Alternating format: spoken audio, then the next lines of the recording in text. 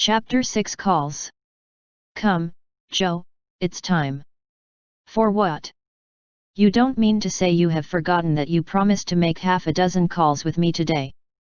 I've done a good many rash and foolish things in my life, but I don't think I ever was mad enough to say I'd make 6 calls in one day, when a single one upsets me for a week. Yes, you did, it was a bargain between us.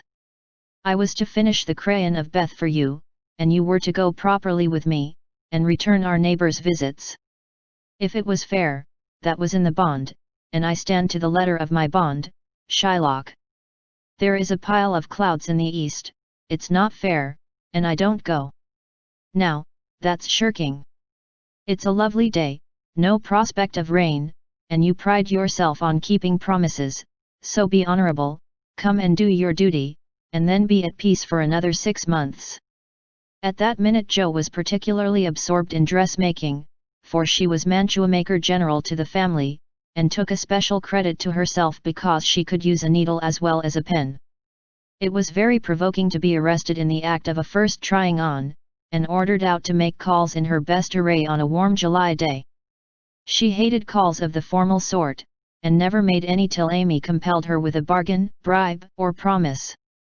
In the present instance there was no escape, and having clashed her scissors rebelliously, while protesting that she smelled thunder, she gave in, put away her work, and taking up her hat and gloves with an air of resignation, told Amy the victim was ready. "Joe March, you are perverse enough to provoke a saint. You don't intend to make calls in that state, I hope," cried Amy, surveying her with amazement. "Why not? I'm neat and cool and comfortable, quite proper for a dusty walk on a warm day. If people care more for my clothes than they do for me, I don't wish to see them. You can dress for both, and be as elegant as you please. It pays for you to be fine. It doesn't for me, and furbelows only worry me." "Oh, dear," sighed Amy, "now she's in a contrary fit, and will drive me distracted before I can get her properly ready. I'm sure it's no pleasure to me to go today, but it's a debt we owe society, and there's no one to pay it but you and me. I'll do anything for you, Joe, if you'll only dress yourself nicely, and come and help me do the civil. You can talk so well, look so aristocratic in your best things, and behave so beautifully, if you try, that I'm proud of you. I'm afraid to go alone, do come and take care of me. You're an artful little puss to flatter and wheedle your cross old sister in that way. The idea of my being aristocratic and well-bred, and your being afraid to go anywhere alone. I don't know which is the most absurd. Well, I'll go if I must, and do my best. You shall be commander of the expedition, and I'll obey blindly, will that satisfy you?" said Joe, with a sudden change from perversity to lamb-like submission. "You're a perfect cherub. Now put on all your best things, and I'll tell you how to behave at each place, so that you will make a good impression. I want people to like you, and they would if you'd only try to be a little more agreeable. Do your hair the pretty way, and put the pink rose in your bonnet. It's becoming, and you look too sober in your plain suit. Take your light gloves and the embroidered handkerchief. We'll stop at Meg's, and borrow her white sunshade, and then you can have my dove-colored one." While Amy dressed, she issued her orders, and Joe obeyed them, not without entering her protest, however, for she sighed as she rustled into her new organdy, frowned darkly at herself as she tied her bonnet strings in an irreproachable bow, wrestled viciously with pins as she put on her collar, wrinkled up her features generally as she shook out the handkerchief, whose embroidery was as irritating to her nose as the present mission was to her feelings, and when she had squeezed her hands into tight gloves with 3 buttons and a tassel, as the last touch of elegance, she turned to Amy with an imbecile expression of countenance, saying meekly, "I'm perfectly miserable, but if you consider me presentable, I die happy. You're highly satisfactory. Turn slowly round, and let me get a careful view." Joe revolved, and Amy gave a touch here and there, then fell back, with her head on one side, observing graciously, "Yes, you'll do. Your head is all I could ask, for that white bonnet with the rose is quite ravishing." Hold back your shoulders, and carry your hands easily, no matter if your gloves do pinch. There's one thing you can do well, Joe, that is, wear a shawl. I can't, but it's very nice to see you, and I'm so glad Aunt March gave you that lovely one. It's simple but handsome, and those folds over the arm are really artistic. Is the point of my mantle in the middle, and have I looped my dress evenly? I like to show my boots, for my feet are pretty, though my nose isn't. You are a thing of beauty and a joy forever, said Joe, looking through her hand with the air of a connoisseur at the blue feather against the golden hair. Am I to drag my best dress through the dust, or loop it up, please, ma'am? Hold it up when you walk, but drop it in the house. The sweeping style suits you best, and you must learn to trail your skirts gracefully.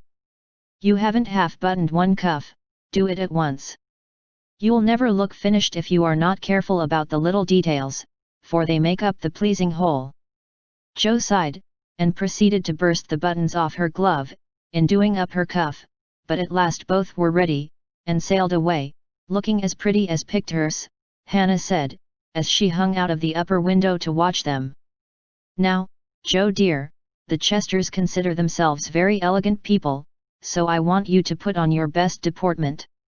Don't make any of your abrupt remarks, or do anything odd, will you? Just be calm, cool, and quiet, that's safe and ladylike, and you can easily do it for 15 minutes, said Amy, as they approached the first place, having borrowed the white parasol and been inspected by Meg, with a baby on each arm. Let me see. Calm, cool, and quiet, yes, I think I can promise that. I've played the part of a prim young lady on the stage, and I'll try it off. My powers are great, as you shall see, so be easy in your mind, my child.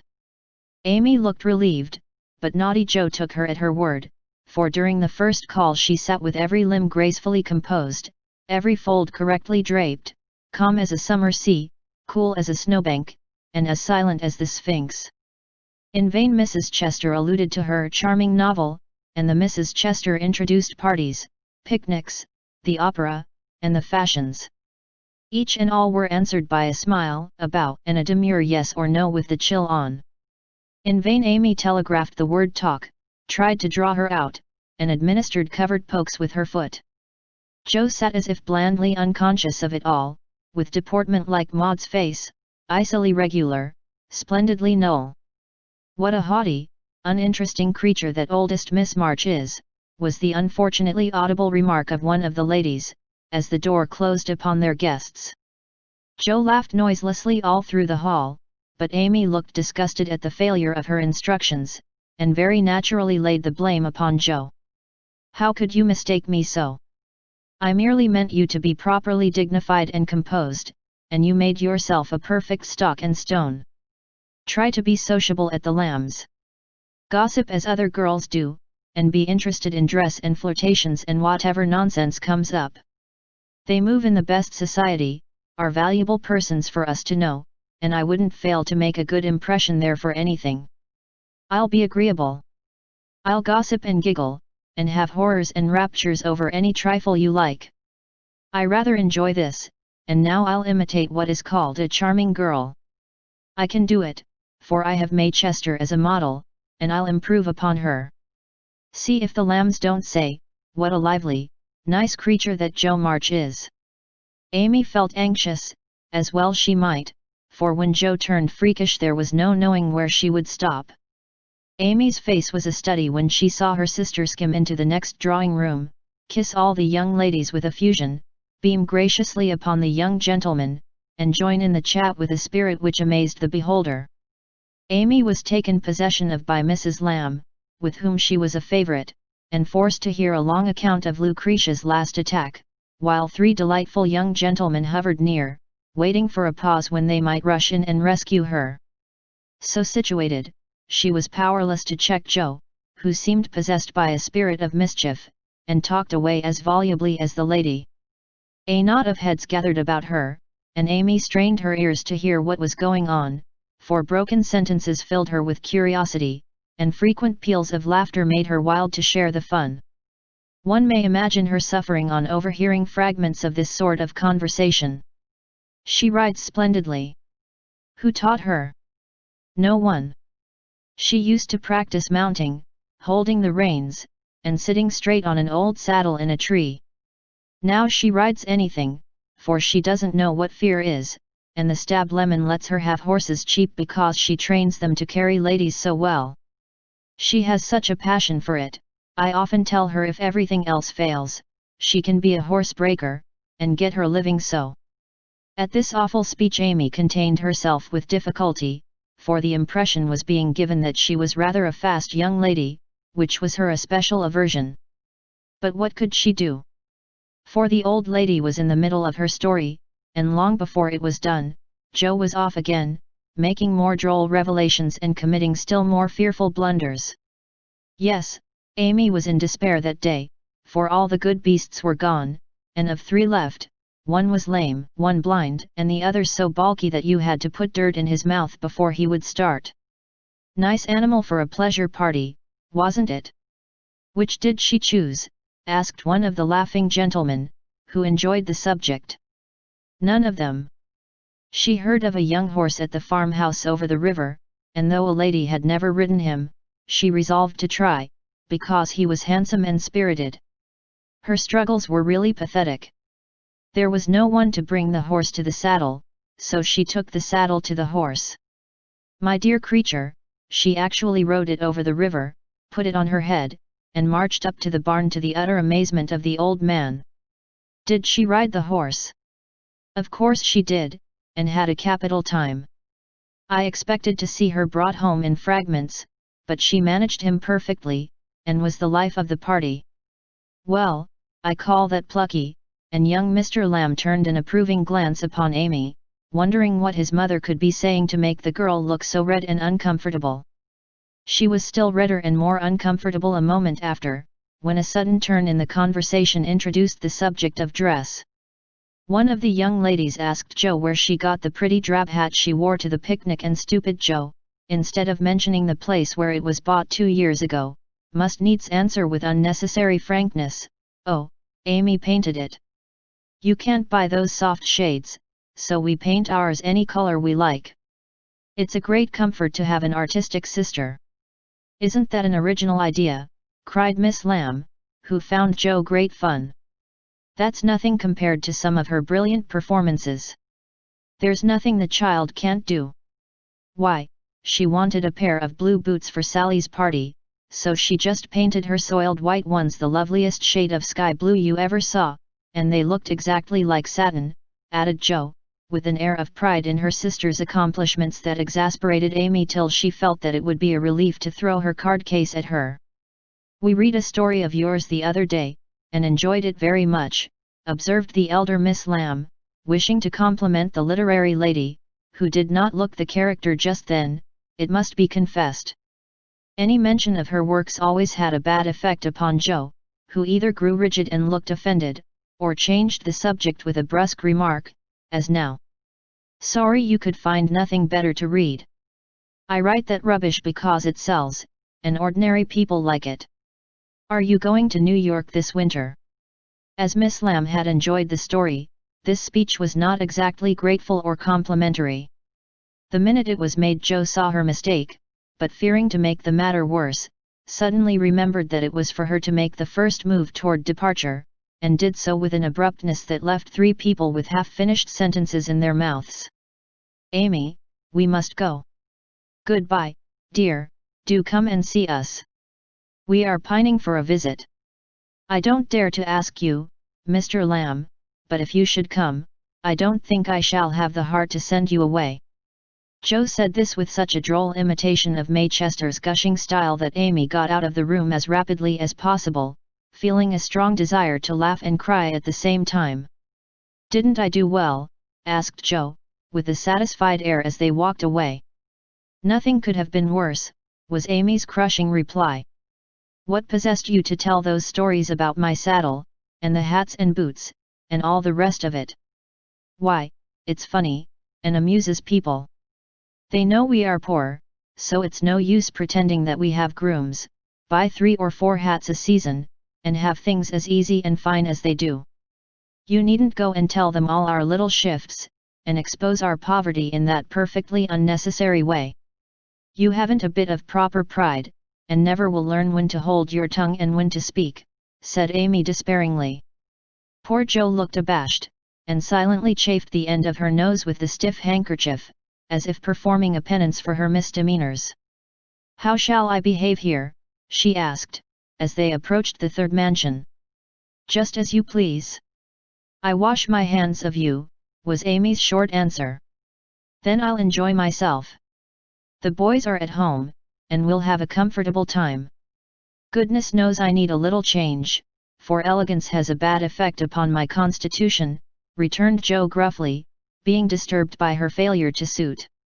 An enthusiastic welcome from 3 big boys and several pretty children speedily soothed her ruffled feelings, and leaving Amy to entertain the hostess and Mr. Tudor, who happened to be calling likewise, Jo devoted herself to the young folks and found the change refreshing.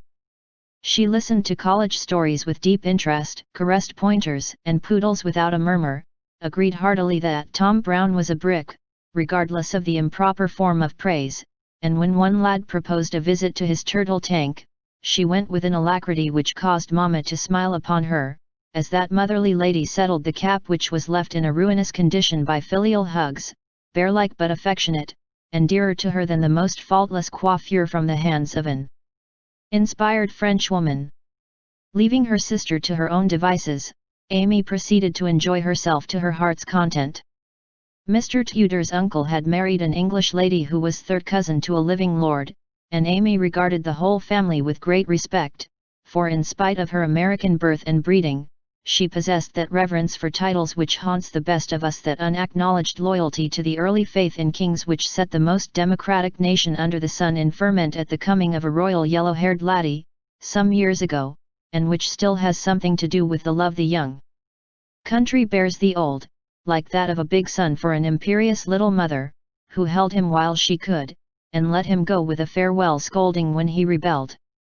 But even the satisfaction of talking with a distant connection of the British nobility did not render Amy forgetful of time, and when the proper number of minutes had passed, she reluctantly tore herself from this aristocratic society, and looked about for Jo, fervently hoping that her incorrigible sister would not be found in any position which should bring disgrace upon the name of March.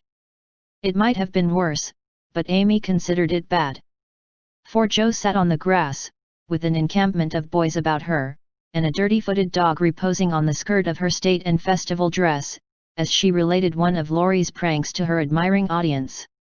One small child was poking turtles with Amy's cherished parasol, a second was eating gingerbread over Jo's best bonnet, and a third playing ball with her gloves, but all were enjoying themselves, and when Jo collected her damaged property to go, her escort accompanied her, begging her to come again. It was such fun to hear about Laurie's larks. "Capital boys, aren't they? I feel quite young and brisk again after that," said Jo, strolling along with her hands behind her, partly from habit, partly to conceal the bespattered parasol. "Why do you always avoid Mr. Tudor?" asked Amy, wisely refraining from any comment upon Jo's dilapidated appearance. "Don't like him, he puts on airs, snubs his sisters, worries his father, and doesn't speak respectfully of his mother. Laurie says he is fast, and I don't consider him a desirable acquaintance, so I let him alone. You might treat him civilly, at least." You gave him a cool nod, and just now you bowed and smiled in the politest way to Tommy Chamberlain, whose father keeps a grocery store. "If you had just reversed the nod and the bow, it would have been right," said Amy reprovingly.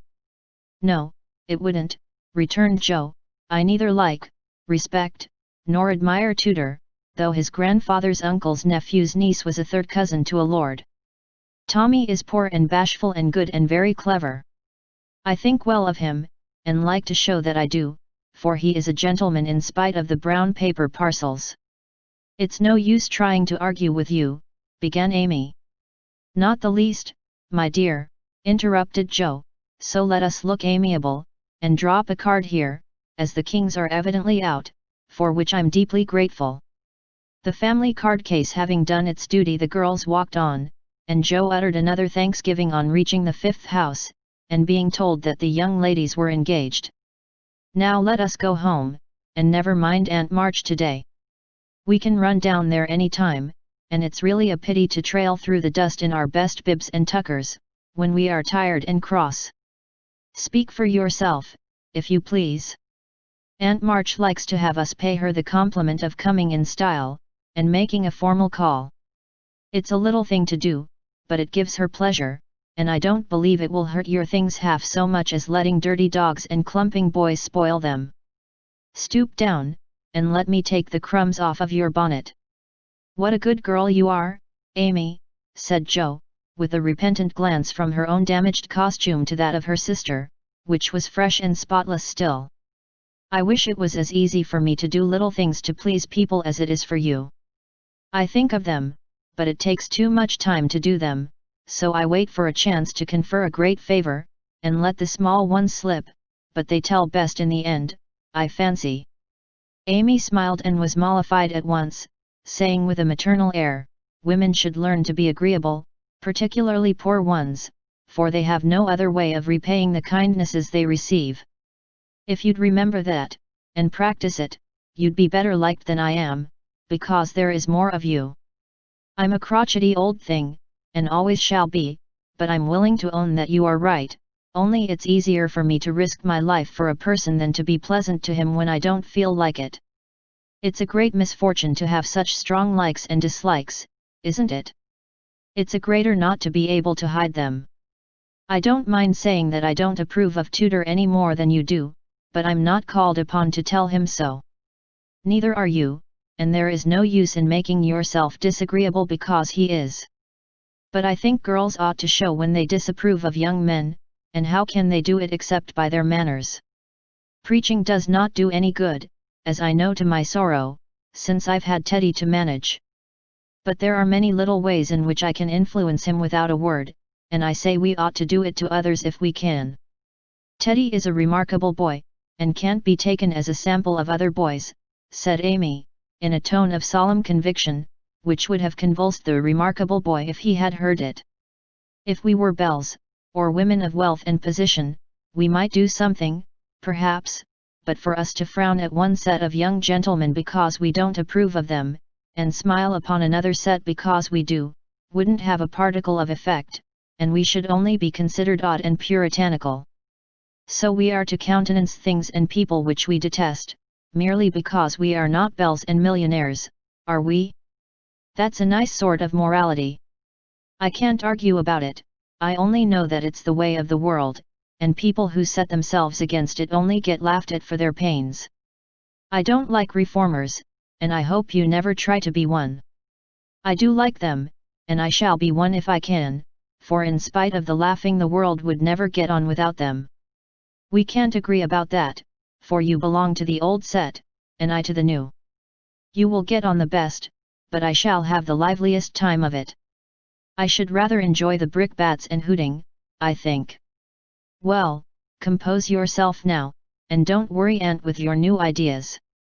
I'll try not to, but I'm always possessed to burst out with some particularly blunt speech or revolutionary sentiment before her. It's my doom, and I can't help it. They found Aunt Carol with the old lady, both absorbed in some very interesting subject, but they dropped it as the girls came in, with a conscious look which betrayed that they had been talking about their nieces. Jo was not in a good humor, and the perverse fit returned, but Amy, who had virtuously done her duty, kept her temper and pleased everybody, was in a most angelic frame of mind. This amiable spirit was felt at once, and both aunts my-deared her affectionately, looking what they afterward said emphatically, that child improves every day. Are you going to help about the fair, dear? Asked Mrs. Carroll, as Amy sat down beside her with the confiding air elderly people like so well in the young. Yes, Aunt. Mrs. Chester asked me if I would, and I offered to tend a table, as I have nothing but my time to give. I'm not, put in Jo decidedly. I hate to be patronized, and the Chesters think it's a great favor to allow us to help with their highly connected fair. I wonder you consented, Amy, they only want you to work. I am willing to work. It's for the freedmen as well as the Chesters, and I think it very kind of them to let me share the labor and the fun. Patronage does not trouble me when it is well meant. Quite right and proper. I like your grateful spirit, my dear. It's a pleasure to help people who appreciate our efforts. Some do not, and that is trying, observed Aunt March, looking over her spectacles at Jo, who sat apart, rocking herself, with a somewhat morose expression. If Jo had only known what a great happiness was wavering in the balance for one of them, she would have turned dove-like in a minute, but unfortunately, we don't have windows in our breasts, and cannot see what goes on in the minds of our friends. Better for us that we cannot as a general thing, but now and then it would be such a comfort, such a saving of time and temper. By her next speech, Jo deprived herself of several years of pleasure, and received a timely lesson in the art of holding her tongue. I don't like favors, they oppress and make me feel like a slave. I'd rather do everything for myself, and be perfectly independent. Ahem, coughed Aunt Carol softly, with a look at Aunt March. I told you so, said Aunt March, with a decided nod to Aunt Carol. Mercifully unconscious of what she had done, Jo sat with her nose in the air, and a revolutionary aspect which was anything but inviting. Do you speak French, dear? Asked Mrs. Carroll, laying a hand on Amy's. Pretty well, thanks to Aunt March, who lets Esther talk to me as often as I like, replied Amy, with a grateful look, which caused the old lady to smile affably. How are you about languages? Asked Mrs. Carroll of Jo. Don't know a word. I'm very stupid about studying anything, can't bear French, it's such a slippery, silly sort of language, was the brusque reply. Another look passed between the ladies, and Aunt March said to Amy, You are quite strong and well now, dear, I believe? Eyes don't trouble you any more, do they?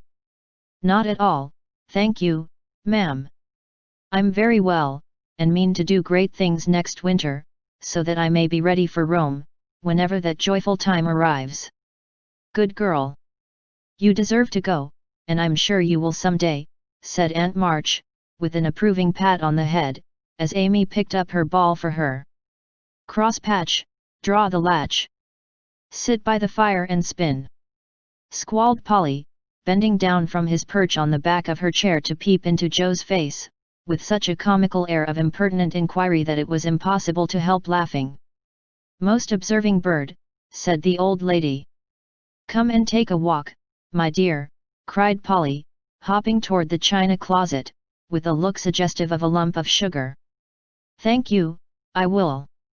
Come. Amy and Jo brought the visit to an end, feeling more strongly than ever that calls did have a bad effect upon her constitution. She shook hands in a gentlemanly manner, but Amy kissed both the aunts, and the girls departed, leaving behind them the impression of shadow and sunshine, which impression caused Aunt March to say, as they vanished. You'd better do it, Mary. I'll supply the money, and Aunt Carol to reply decidedly, I certainly will, if her father and mother consent.